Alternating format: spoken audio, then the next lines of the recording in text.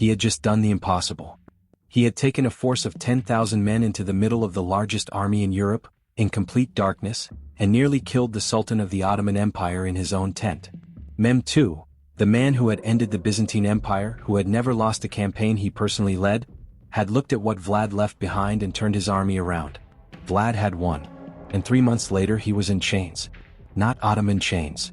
Not the chains of his enemies.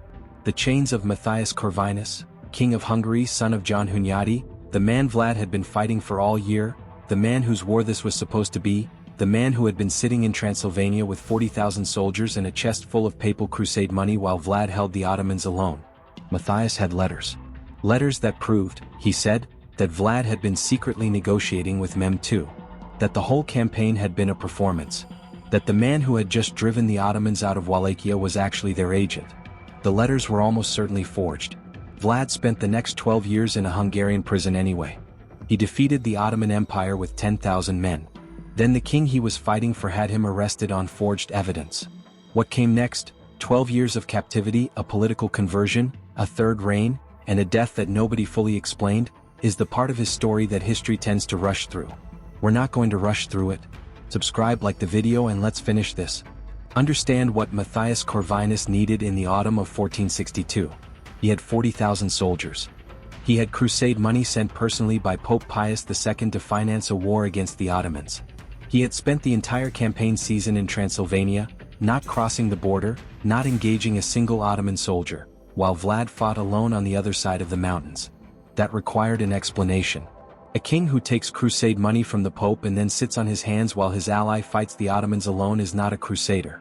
He is a coward or a thief or both. Matthias needed a reason. A real reason, documented and provable, for why he had not moved. The letters appeared at exactly the right moment. They were written in Vlad's name, addressed to Mehmed II, offering to betray Hungary in exchange for Ottoman support. They described a secret negotiation running parallel to the military campaign, Vlad publicly fighting the Ottomans while privately selling out his Hungarian allies. Historians have been picking them apart ever since. The handwriting doesn't match. The political logic is backward. Vlad had spent 6 years building a position specifically opposed to Ottoman influence, and the letters asked him to destroy everything he had built for an alliance with the empire he had just defeated. The timing is too perfect, appearing precisely when Matthias needed them most. But Matthias had them. And Matthias had the army.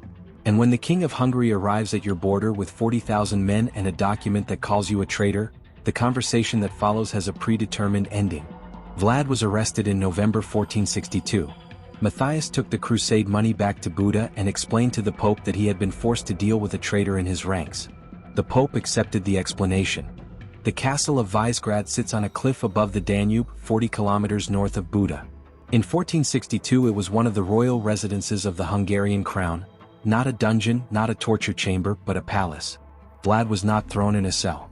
He was given rooms. He was fed. He was treated, in the formal language of the period, as a guest of the king rather than a prisoner of war. The distinction was political, not practical. He could not leave. He had no access to Wallachia. The throne he had held for 6 years was given to his brother Radu, the brother who had stayed in the Ottoman court, the brother who had converted to Islam, the brother who had become, in the years of Vlad's second reign, an Ottoman instrument for controlling Wallachia. The throne that Vlad had bled for was now held by a man loyal to Mehmed II, and Vlad was sitting in a room in a Hungarian palace watching it happen. This is the part of his story that feels like it should break a man. It didn't. What Vlad did in Visegrad was what he had always done in captivity. He watched, he waited, and he made himself useful to the people who were holding him. He gave Matthias military intelligence about Ottoman operations. He participated in court life.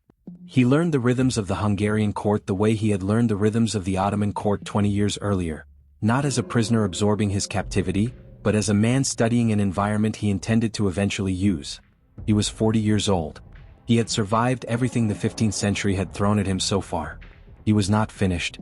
Sometime in the late 1460s, the sources don't agree on exactly when, Vlad converted from Eastern Orthodox Christianity to Roman Catholicism. On the surface, this looks like a man broken by captivity, surrendering the last piece of his identity to placate his jailer. Look closer. The Orthodox Church was the Church of Wallachia. It was the church of his father, his dynasty, his people. Converting away from it was not a small thing. It was a statement visible to everyone in the Hungarian court that Vlad was repositioning himself, that he was no longer presenting himself as the voivode of Wallachia waiting to go home. He was presenting himself as a Catholic nobleman, a potential asset to the Hungarian crown in the broader European political landscape. It was the Hunyadi calculation again. Not sentiment, not faith, or not only faith, positioning. The conversion made him more useful to Matthias as a political piece. A Catholic Vlad could be placed on thrones, used in negotiations, deployed in ways that an Orthodox Vlad could not. Matthias noticed. The conditions of Vlad's captivity began to relax. He was given more freedom of movement. He was brought into court functions. And then, in the early 1470s, Matthias did something that made the whole calculus clear. He gave Vlad a wife. Her name was Justina Szilágyi. She was a member of the Szilágyi family, relatives of John Hunyadi himself, the family that had produced the regent who had ordered Vlad's father's death and whose son Matthias was now Vlad's jailer. Matthias arranged the marriage. Think about what that means for a moment. The king of Hungary took his most famous prisoner, the man whose father his own father had killed, the man who had spent years in Ottoman captivity and 6 years running the most ruthless state in the region, and connected him by marriage to his own family. This was not charity. This was not sentiment. Matthias was building something. A Vlad who was free, Catholic, married into the Szilágyi family, and personally loyal to the Hungarian crown was a completely different political instrument than the dangerous, independent voivode who had nailed turbans to ambassadors' heads and run a private war against the Ottoman Empire. He was domesticating him.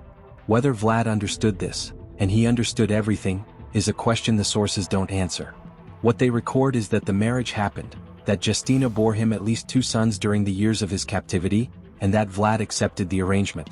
He was playing the long game. He had always played the long game. While Vlad sat in Visegrad, Wallachia rotated through rulers the way it always had. Radu, his brother, the Ottoman's man, held the throne until 1473 when he died of syphilis. After Radu, a sequence of voivodes cycled through Targovist in rapid succession, each one backed by a different combination of Ottoman, Hungarian, and boyar interests, none of them lasting long enough to consolidate anything. The principality was ungovernable again, which was, from Matthias's perspective, a problem. An unstable Wallachia was an Ottoman Wallachia, a buffer zone that didn't buffer, a frontier that didn't hold. He needed someone on the Wallachian throne who could actually run the place, who the boyars feared enough to obey, who the Ottomans respected enough to negotiate with seriously. He had that person sitting in a room in Visegrad. By 1475, the conversation between Matthias and Vlad had changed. Vlad was no longer being managed. He was being prepared. Military discussions. Strategic planning. The kind of conversations you have with a man you intend to put back in power. The question was when. The answer was 1476.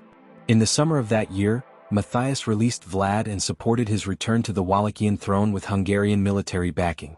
The current voivode, Basarab Lajos, another in the long line of Ottoman-aligned rulers, fled when he heard Vlad was coming. They always fled when they heard Vlad was coming. He took Targovist in November 1476. For the 3rd time in his life he sat on the throne of Wallachia. For the 3rd time he began the work of consolidating power in a principality that didn't want to be consolidated. He had 2 months. The historical record on exactly what happened next is one of the most contested questions in Romanian historiography. What is not contested is the outcome. Sometime in December 1476 or January 1477. The sources disagree on the precise date. Vlad III died in battle near Bucharest. How he died is where it gets complicated. The Ottoman version says his own men killed him. That in the confusion of a battle against Ottoman forces near Bucharest, Vlad was struck down by soldiers who mistook him for an enemy, or who didn't mistake him at all. The Romanian folk tradition says he died fighting, outnumbered, betrayed by boyars who switched sides at the critical moment. The same boyars, or their sons, or their cousins. The class he had spent his entire second reign trying to eliminate, the class that had outlasted him after all. There is a 3rd version, recorded in Ottoman sources, that says he was recognized on the battlefield, surrounded and killed deliberately, that the Ottomans knew exactly who they were killing and made sure the job was done. What all versions agree on, he died in battle. His body was found. His head was sent to Constantinople, where Mehmed II had it displayed publicly, the Sultan making absolutely certain that this time, the man who had driven him out of Wallachia was not coming back. He was approximately 45 years old. He had been voivode of Wallachia 3 times. He had survived the Ottoman court as a hostage, 8 years of exile, a 2-month first reign, the murder of his father, the burial alive of his brother, 12 years of Hungarian captivity, and a campaign against an army 20 times his size. He did not survive the boyars. He never could. Within a decade of his death, the German pamphlets that had circulated during his second reign were being reprinted across the Holy Roman Empire. The stories, the feasts, the impalements, the forest of stakes, were becoming something else. Not history. Not politics. Something older and stranger. A monster. Vlad Dracula, the name means son of the dragon, or son of the devil depending on who you asked, was becoming the template for a figure that didn't exist yet but would.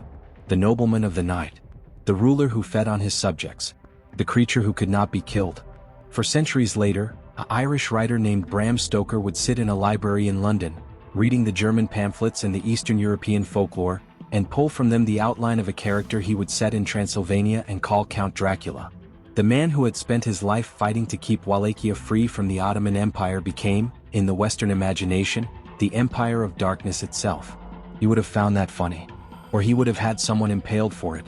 With Vlad III, both options were always on the table.